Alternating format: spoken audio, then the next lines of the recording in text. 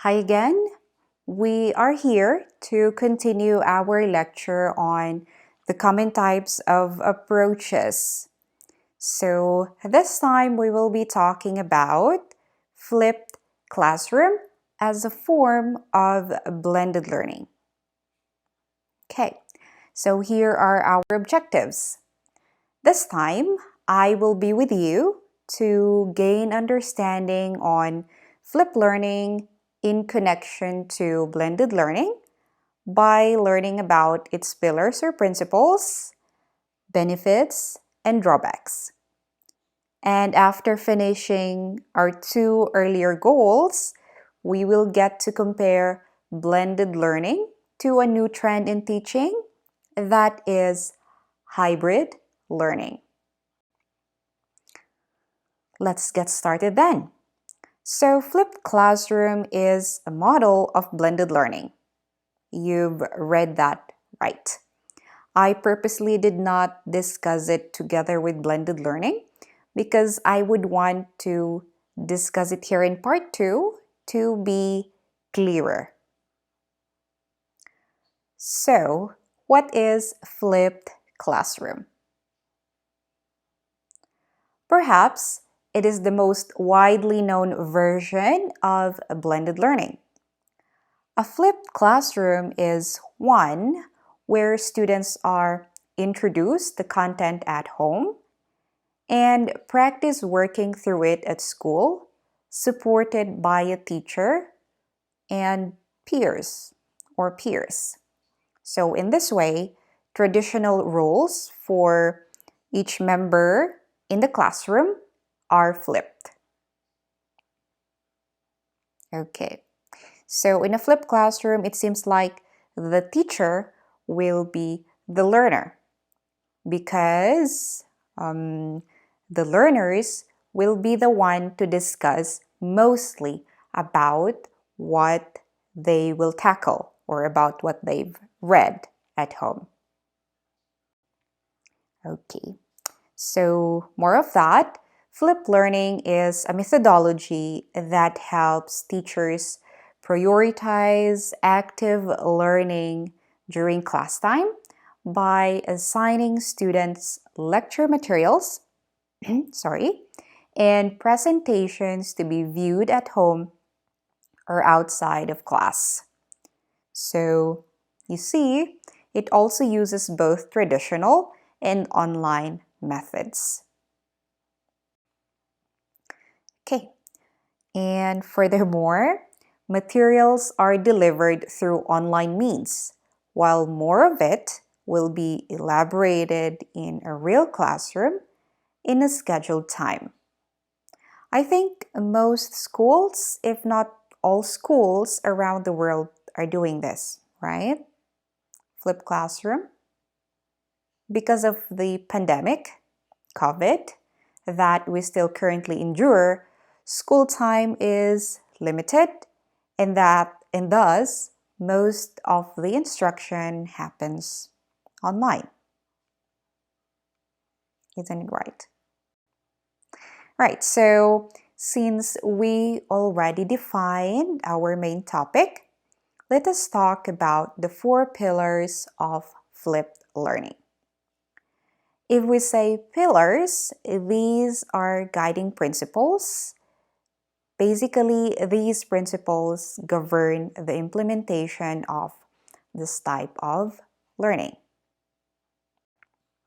So the first one is flexible environment. So a flipped classroom allows for a variety of learning modes. So teachers often physically rearrange their learning spaces to accommodate a lesson or unit to support either group work or independent study. By doing this, they create a flexible space in which students choose when and where they learn. As you can see in this image, the seating arrangement is not like a traditional classroom, right? students are given several choices of where they want to sit during an activity. Okay. The next pillar is the learning culture. In a flipped classroom, there is a deliberate shift in instruction to a learner-centered approach. In-class time is dedicated to exploring topics in greater depth and creating rich learning opportunities. Since they are given a chance to dig deeper on their ideas, the students are actively involved in knowledge construction. So they could also share what they think about your topic instead of just accepting or listening to what you will say. Okay, that's one pillar of flipped learning. The third principle or pillar is that intentional content. While it's true that students are given roles to be co-creators of information, as we said earlier, they generate information. The teacher purposely plan or predetermine the degree and amount of lesson and in how much the students will be given responsibility for. Okay. This is to maximize classroom time in order to adopt methods of student-centered, achieve learning strategies, active learning strategies, depending on grade level and subject matter. Lastly, being a professional educator. So here are qualities of a professional educator according to flipped learning. They are reflective of their approach. They connect with other educators to improve their skills. They accept constructive criticism, and they are able to put up with controlled disorder in their classroom. Now, what does the last one mean? Controlled disorder. Controlled means the teacher is still able to manage, okay, to manage the disorder in the classroom. That's why it says it's controlled. It's not out of control.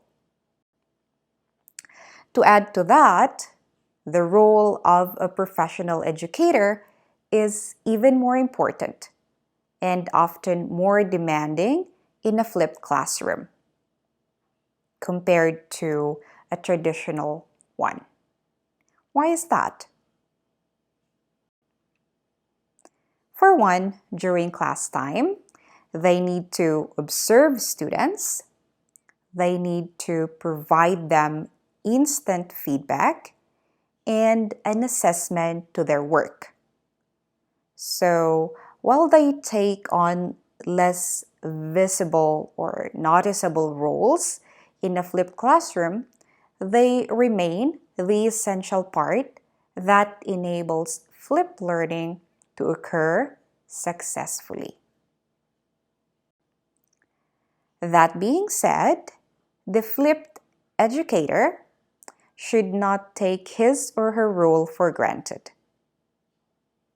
All right, so there are the 4 guiding pillars of flipped learning. Now, let's see some reasons on why we should try flipping our classroom activities.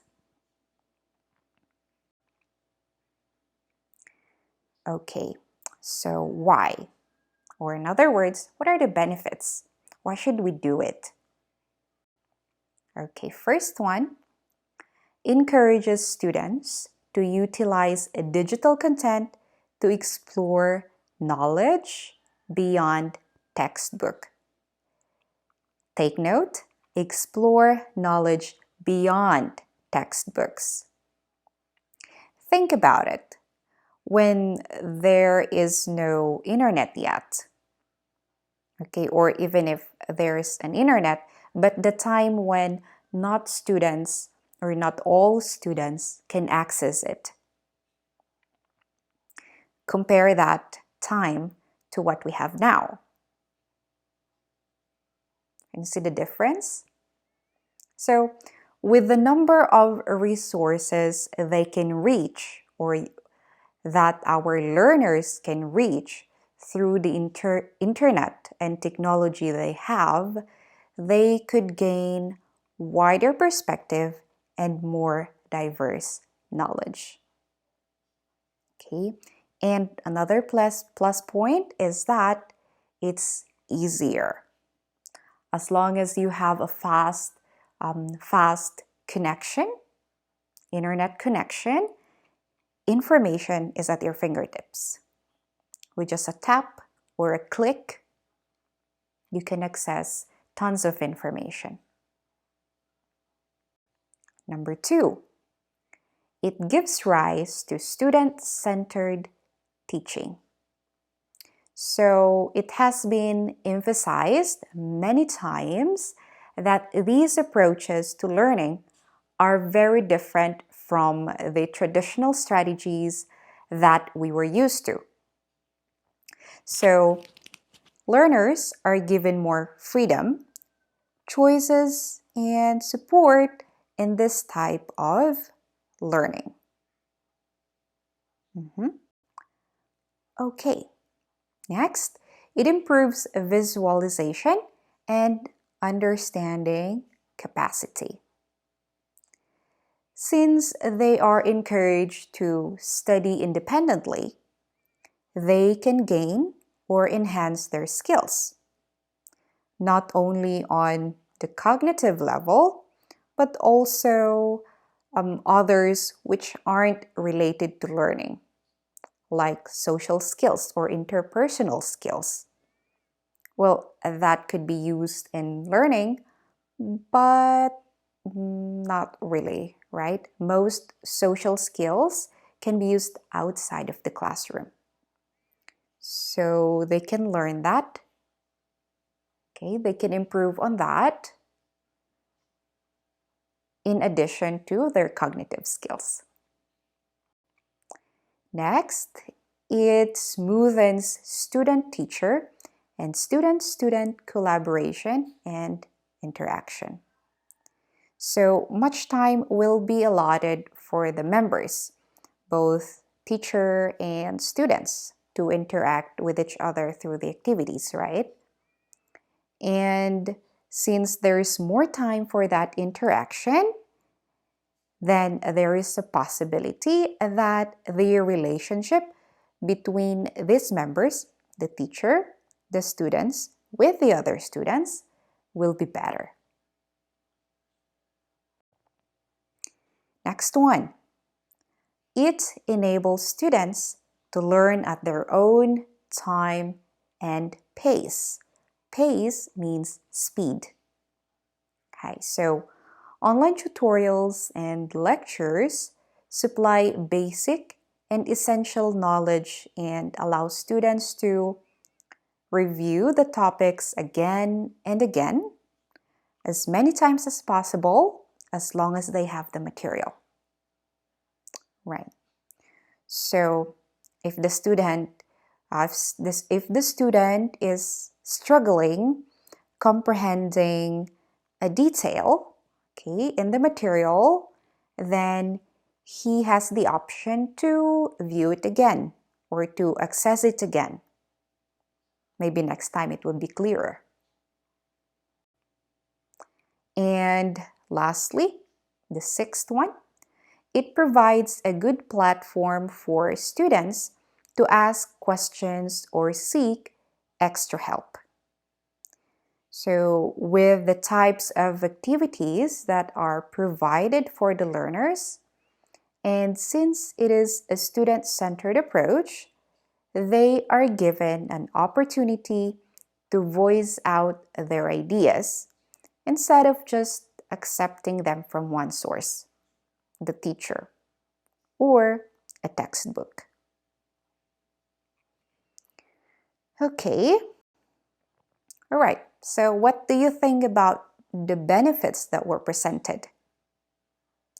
There are more benefits to flipped learning, not only those that I presented. And you can find those out when you flip your own classroom. And if you want to research more, of course, you're welcome. I would like that. Now let's go see some of the drawbacks or disadvantages, perceived challenges to this type of learning. And I hope after discussing them, you could think of ways to alleviate or improve on them. Okay, let's see. First, it can create or worsen a digital divide. Digital divide.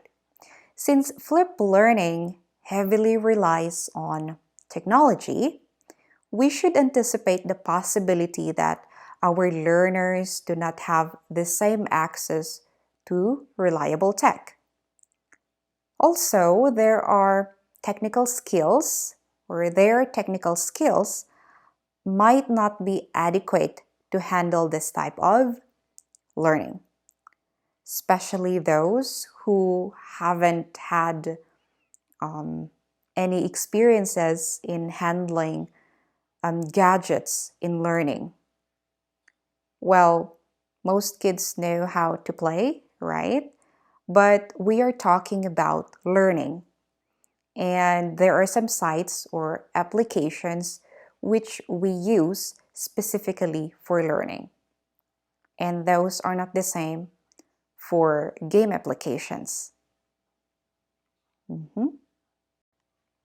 So it is a common situation where students struggle getting into the information because they lack the equipment or they don't know how. So this will possibly discourage or hinder them in fully enjoying the benefits of flipped learning. Okay, so that's one disadvantage or drawback. Another drawback is that it relies on preparation and trust. What does that mean? Who prepares and whom should you trust? Okay. The teacher is tasked to prepare the lessons and activities, right? So to plan on almost everything that will happen in the classroom, that is the teacher's responsibility, among others. Now, this could be a heavy burden if more than one subject or topic is being flipped. Imagine you are an elementary school teacher and you are going to flip, let's say, two of your subjects fully, or maybe most of it. That would be a heavy load because you need to prepare a lot, right? On the other hand, the students are expected to do their responsibility in preparing for the activities by doing the required task at home. However, what if they don't? There is no guarantee that they will always do what is asked of them. We need to trust them, but you know what I mean. What if they cannot be trusted to do their part?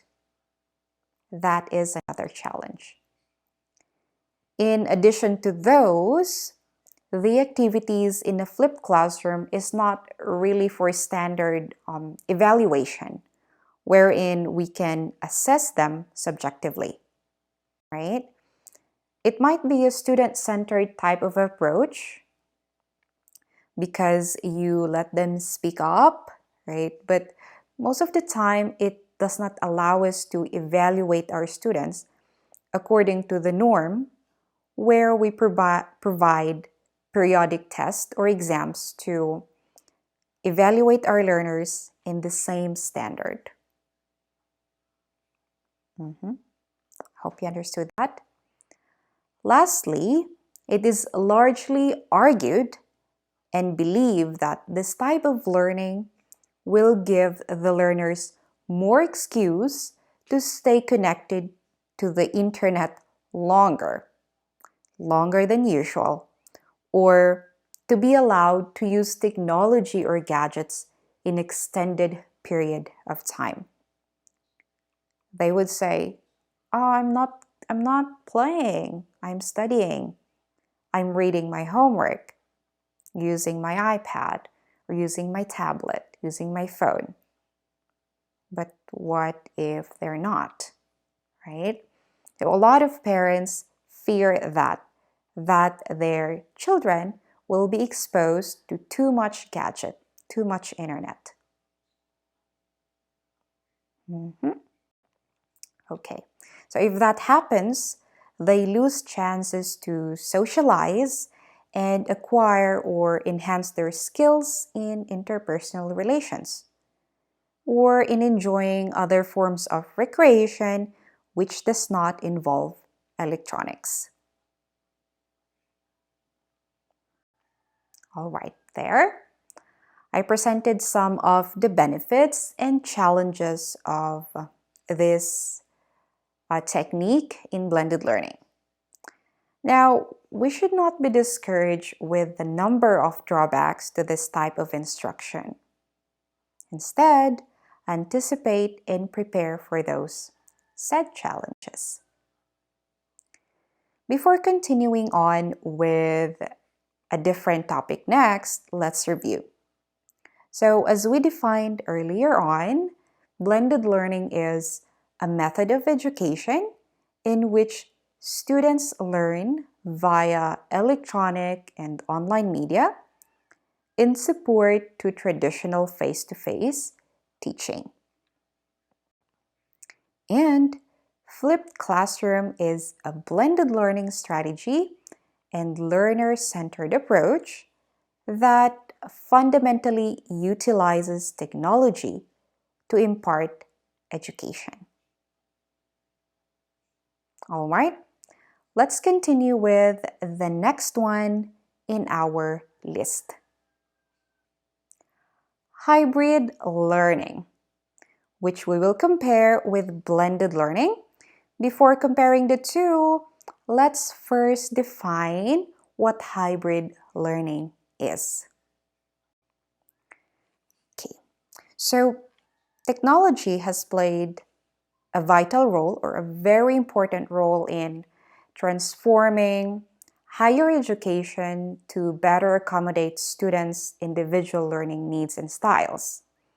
So, from learning management systems to adaptive learning tools to video conferencing, these technologies have changed how and where students learn. That gave life to blended learning, which we talked about in part 1 and also earlier on this time, and its several models.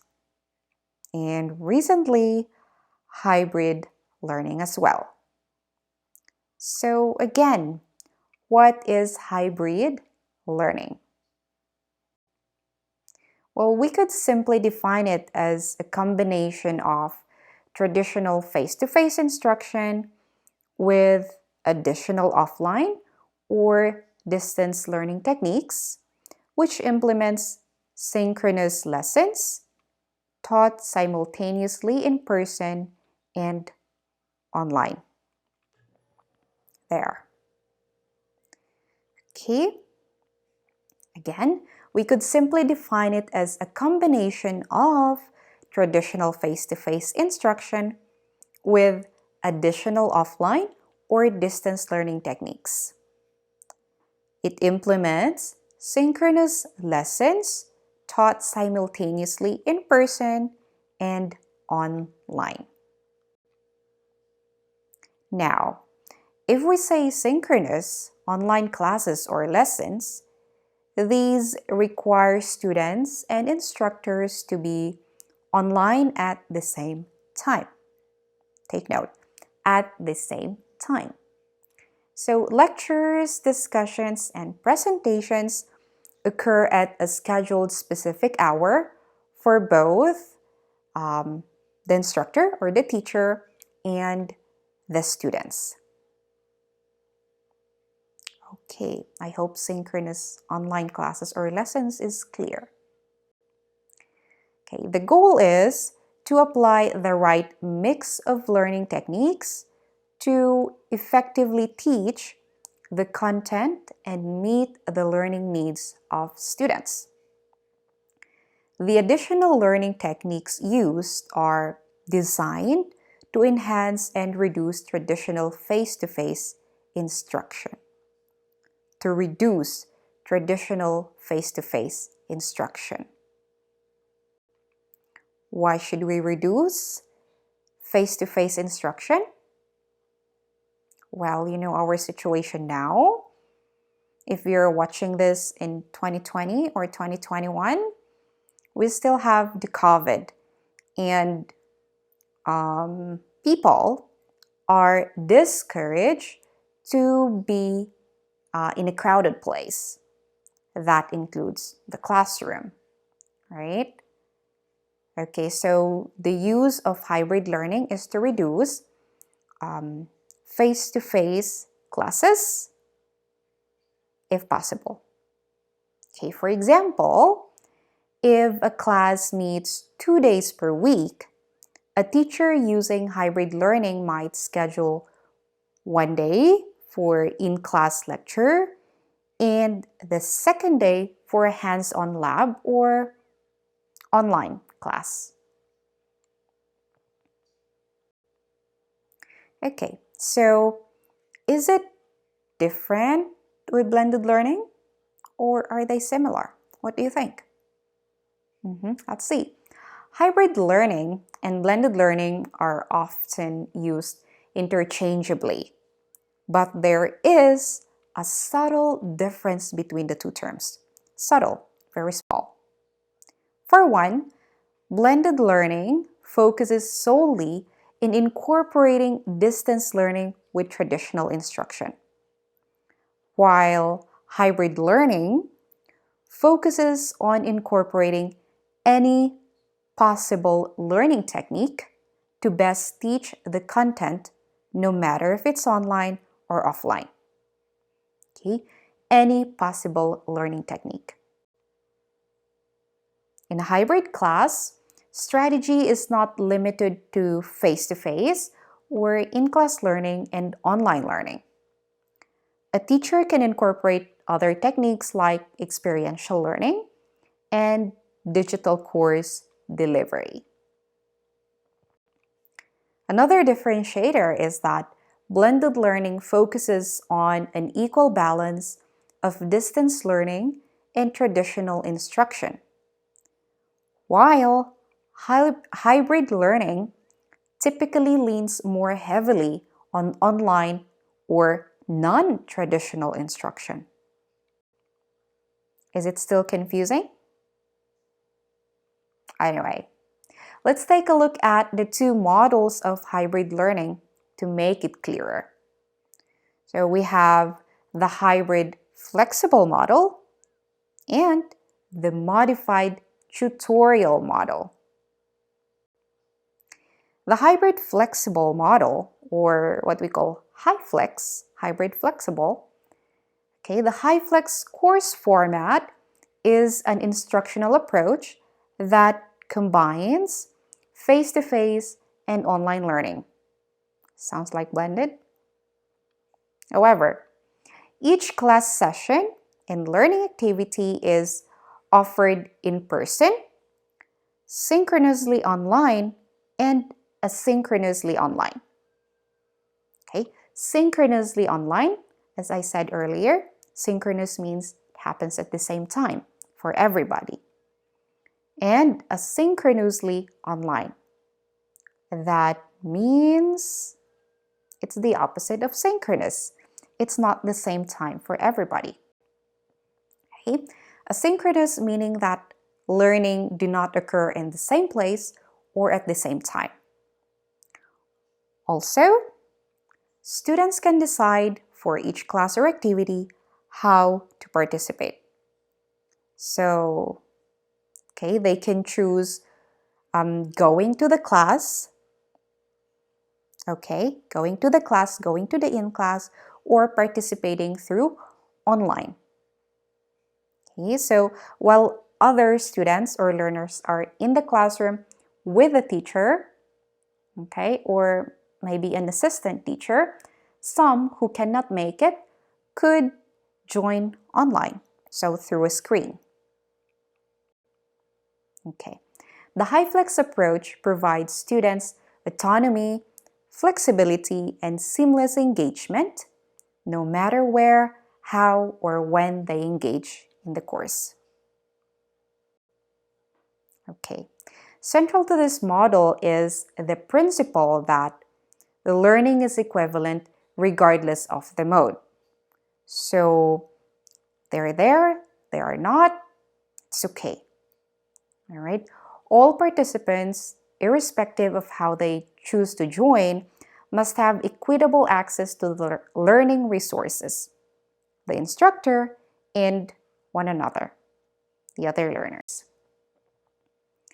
All of the educational resources must be online, and students typically participate in a chat space if they're not there, along with the live video of the session or the class. Okay, sometimes a teaching assistant or a student in class helps moderate the chat room. In addition to those, the instructors and students in the physical classroom often must adjust their habits to ensure that online participants are included in discussions and other activities. Okay, so that is HiFlex. The second model is the modified tutorial model, okay, which is defined as a technique where learners attend a common lecture and then divide into smaller groups or individually to discuss the lecture with their teacher or assistant teacher. In other words, you could say it is a one-on-one kind of teaching. Okay, that is modified tutorial model. Now, the common lecture could be delivered online, and the small meetings could be structured to follow social distancing requirements. The goal of any tutorial model, modified or not, is to develop deep, meaningful, and perhaps even personalized learning experience, because they get to talk to their instructor or teacher one-on-one or in a smaller group instead of the whole class. Okay, so how might a modified tutorial model work? One approach would be to flip the classroom. Flip. Lectures or other materials could be delivered online asynchronously, okay, different times. Faculty or teaching assistants could then meet with their students in small groups, or as I mentioned earlier, individually. Another approach, perhaps for smaller discussion-based classes, would be to run the entire class as a small tutorial. So instead of one 20-person class meeting, maybe 3 times a week, the faculty member might meet in small groups of, say, 6 students once a week. Oh no, 20. 8 students once a week. Okay, so they divide the class into small groups. Okay, so there you go for the 2 models of hybrid learning. We have the HiFlex and a modified tutorial. And hopefully now you can see the difference this type of learning is from blended learning. Do you? Okay. Now I think it is time to emphasize on the benefits of these two types of approach, the blended learning and hybrid learning. So firstly, the student benefits, okay? These approaches are good to learners because there is a greater flexibility in scheduling. Another is that through online content, there is a more dynamic engagement. Also, students are given means or methods to track their learning and to learn at their own pace. Lastly, it motivates them to manage and own their learning. And for the faculty or the teacher or educator, what are the benefits? One is that the ability to save time because there is lesser in-class teaching. Also, they are given opportunity to deliver better collaboration with their learners through better technological means.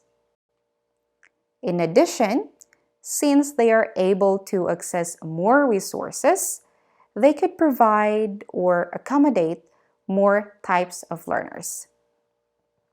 Furthermore, either when they have a face-to-face instruction or online classes, students can develop deeper collaborative skills. Now, to take a look at the other side of these approaches, we have the challenges or possible problems.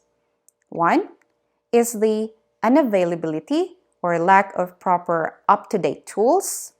Some schools might struggle to provide the suitable equipment or other materials for these types of activities. Similarly, some families are not able to afford good technologies for their children to use. If this happens, what would you do? Another drawback is the lack of technological knowledge. Most of the educators and learners who were suddenly thrown into this learning strategy due to COVID were not fully prepared and equipped to deliver and accept learning. Thus, before implementing, we should be prepared in using the necessary tools. Surely mastery comes with time, the more we use it, but we should start with at least the basics if we want to start right. Lastly, hybrid and blended learning are a shift in mindset from traditional face-to-face instruction. It's not simply uploading in-person lesson plans to an online platform and then calling it hybrid or blended learning. You have more work to do. So it requires instructors to completely rethink how courses are designed and strategize which components are best suited for online instruction and which should remain in person. So not everything, not every subject or lesson should be flipped or should be blended or should be in a hybrid mode of learning. All right, I guess that would be all that I can share for now in this lecture. So there are tons of information out there about these approaches, and I barely scratched the surface. So I urge you to learn more of these. Remember that places and methods of learning does not hinder in achieving learning goals. That would be all. Thank you.